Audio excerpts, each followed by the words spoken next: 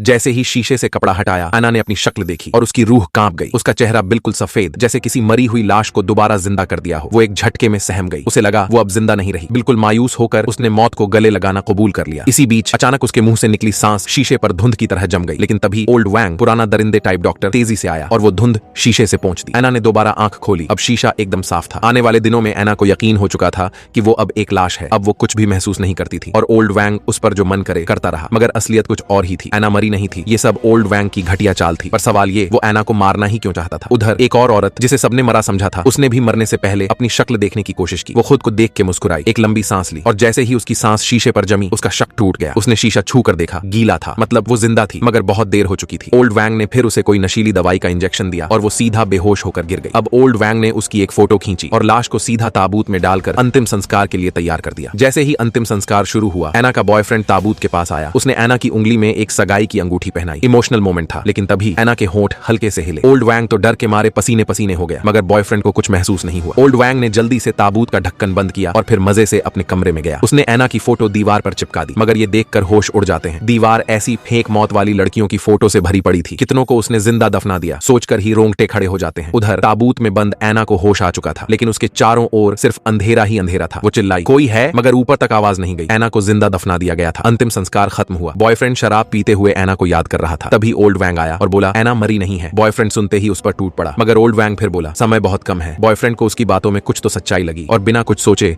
वो सीधा कब्रिस्तान की तरफ दौड़ा। मगर रास्ते में हुआ भीषण एक्सीडेंट। एक तेज सफेद रोशनी दिखी और जब उसने आंखें खोली, वो एक मुर्दा घर की बेड पर लेटा था और उसके सामने खड़ा था वही ओल्ड वैंग। अब शायद वो खुद ओल्ड वैंग का अगला शिकार था।